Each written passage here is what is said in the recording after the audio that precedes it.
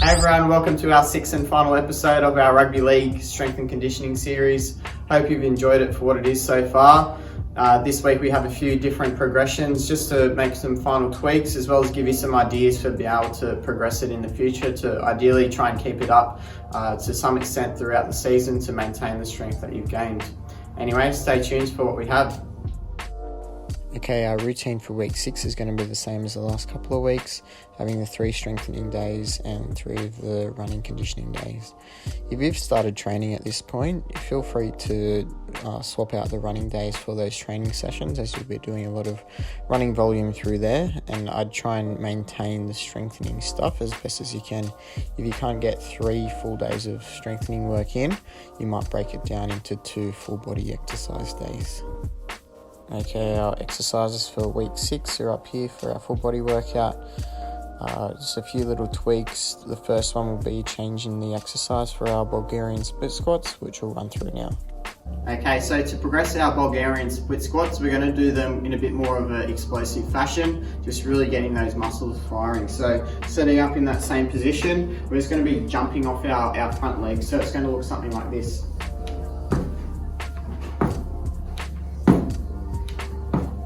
So you notice what I would have done there is just on the way down, is just really taking time to absorb those forces and just focusing on that good control and technique. So because it is quite a demanding exercise, we're just going to go for 8 reps on each leg. As per usual, we'll be supersetting those split squats with our weighted push-ups. This time we're going to shoot for 25 repetitions. Alright, so our next exercise progression for our single leg hamstring bridges is going to be using a backpack with some weight from like textbooks, and that's going to be able to add a little bit more load to the exercises and make it a bit more demanding. So we're just going to have that backpack loaded on our hip, and then one leg in the air and coming up with that extra weight. So you should feel your hamstrings working a little bit harder doing it that way. So because we're adding in the weight, we're going to decrease the reps and just try for 10 on each leg. In supersetting our single leg hamstring bridges, we're doing our side planks with the leg lifts, going for 20 reps on each leg. Our third exercise cluster is going to begin with our straight leg adductor raises again, going for another 2 reps on each leg, bringing the total to 12 per set. We're supersetting this with our front plank up and downs, this time trying to go for 40 reps in total, which is going to be 20 reps going with our right arm first, and then 20 reps going with our left arm first. And then finally, we're doing our bent knee calf raises with the weight again, going for 25 reps on each leg if we can. For our leg and stability exercises, we're mixing things up first with our lunges being replaced by some single leg squats, which we'll demonstrate for you now. Alright, so the progression from our lunges is going to be some single leg squats using a lounge or a bench or a chair to come up out of. So you're going to be starting with your hands in front of you across your chest. If that becomes too easy, then you can then progress to having your hands behind your back. But basically, we're standing up and sitting down, just using one leg, really trying to lower and control ourselves in a nice slow fashion. So coming up and then slowly coming down, thinking about on the way down our knee not collapsing inwards and staying in line with your foot. Okay, so that is quite a demanding exercise if you're not used to doing anything like that. So maybe start with 10 repetitions on each leg for 3 sets and trying to build up over time. Alright, next up we have our Nordic curls being supersetted with our reverse Nordic curls again. Again, following that same pattern, just increasing the amount of reps by 1. So we're going for 7 reps for both of those exercises. Our next exercise cluster will be the straight knee calf raises. This time we're adding the weight with the backpack for this exercise, and we're going to be shooting for 20 reps on each leg. Supersetting that will be our banded balance. Instead of going for 10 reps on each leg from each direction, we're going to go for 15. And our last cluster will begin with our bent knee calf raises with weight, going for 20 reps on each leg. We're going to be supersetting this with our square hops, which we'll demonstrate now. Alright, so next up for our progression of our hopping, we're going to be doing what I call square hops. So it's a combination of what we've done over the last 2 weeks, just putting them all together. So you can see here we've got some rigid tape in the outline of a square, and we're just going to jump and land on those points, trying to maintain that good stable position that we spoke about in the previous week. So You just go forward, to the left, backwards, and then back to the right. And then that's 1 rep, and then we're going around 5 times and then repeating the same on the other leg. Okay, and lastly we have our upper body exercises. Our first exercise of the day is going to be some pike push-ups, which is going to replace the bag overhead press. I'll demonstrate this for you now. Alright, so an idea for a progression of the overhead presses that we were doing is doing a pike push-up. So we're getting in a similar setup to a regular push-up. We're just going to have our butt in the air, so like in that pike position is what they describe in gymnastics. And the idea of this is to just work your shoulders a little bit hard. So what we're going to be doing is getting in that position, keeping your legs straight, and doing like a normal push-up.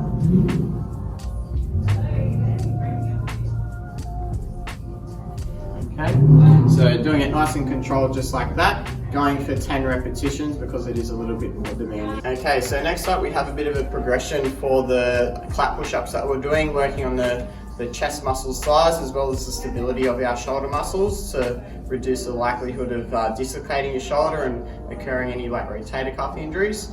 The progression from what we're doing is what's called a jump push-up. So it is a little bit different and it is quite difficult. So I'd stress that it's very important that you have achieved the clap push-ups and you're finding them comfortable before progressing to what I show you. So we're just trying to really focus on really exploding up, getting up as high as we can in the air and then controlling our landing. So I'll show you now. We're only going to go for 8 repetitions because it is quite hard.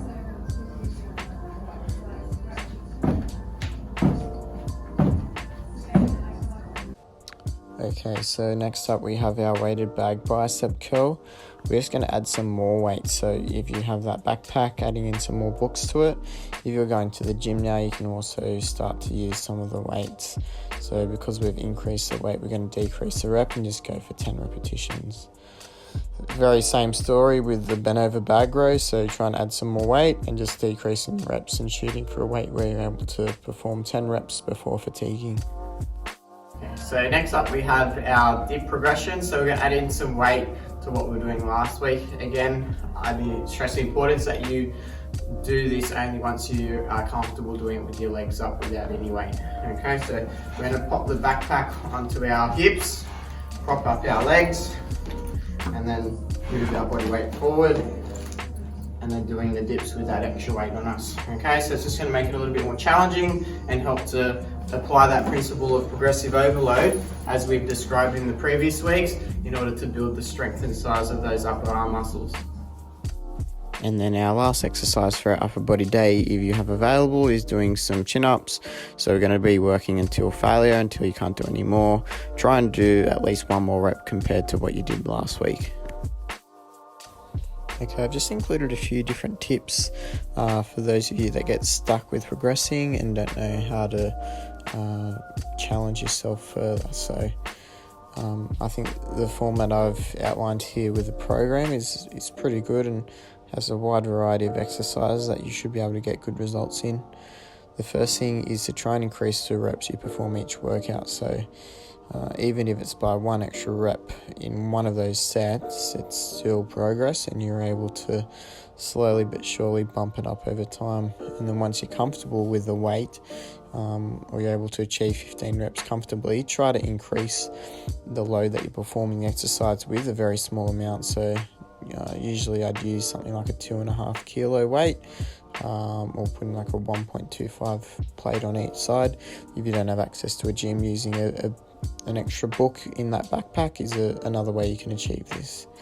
If you do hit a plateau, try alternating doing a heavier day with lower reps with a lighter day and higher reps. So for example, if you're doing some push-ups on a Monday and a Thursday, on the Monday go heavier, really load up your backpack with weight and do less reps, and then on the Thursday you might do it without the backpack and just try and really burn it out. And I find that's a good way to break through a plateau.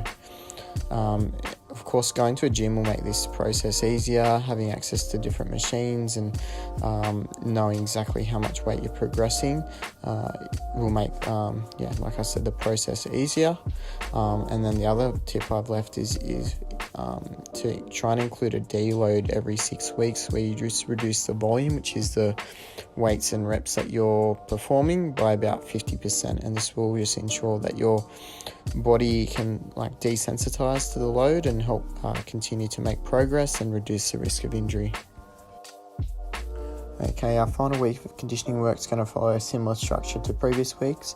As I've mentioned previously, if you are training, I'd be substituting 2 of those sessions for the 2 out of the 3 sessions that are included in our program. Our first session is going to be our field interval session. We're going to be sprinting the length of the field and recovering on the width, so same as the last couple of weeks. This time we're going for 100% pace. By this I mean pacing yourself as quick as you can for the journey, because you have to do 2 100-meter sprints 4 times, so it is quite taxing, and it's pretty much impossible to sprint the whole way. So really pushing yourself in a maximal effort is what I mean by 100% pace. We're just increasing that and decreasing the rest period to 1 minute for that. Our long slow run is going to be exactly the same, just nice and easy, 25 to 30 minutes. And then our third session will be our sprints. This time we're just going to reduce the volume, just pick up the intensity a little bit as we're sort of tapering towards the season starting. So just reducing the amount of reps we're doing per distance throughout the session. Alrighty everyone, thanks so much for joining us for our COVID conditioning series. I hope you've really enjoyed it and gotten a lot out of it. Good luck for once games begin. I hope you all stay fit and healthy and get some W's for the team throughout the year. If you ever have any issues, feel free to reach out to us and we'll be more than happy to help. Thanks again. Cheers.